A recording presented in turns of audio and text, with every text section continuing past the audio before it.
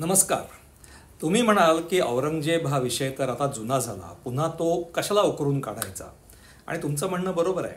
पण जेव्हा असे भावनिक मुद्दे जुने होतात तेव्हाच आपण त्याची चर्चा करणं हे जास्त संयुक्तिक असतं. कारण त्यावेळेला आपल्या भावना उद्दीपित झालेल्या नसतात आणि आपण शांत डोक्याने विचार करू शकतो.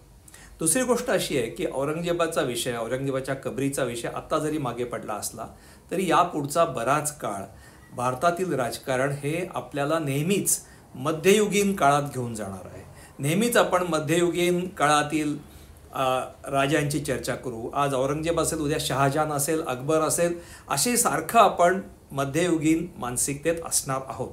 हे लक्षात घेता आत्तासुद्धा जेव्हा औरंगजेबाचा विषय, कबरीचा विषय हा मागे पडला आहे, तेव्हा कदाचित या विषयाकडे एका वेगळ्या दृष्टीने पाहणं हे आपल्याला शक्य आहे आणि आवश्यक देखील आहे. आणि म्हणून आज हा विषय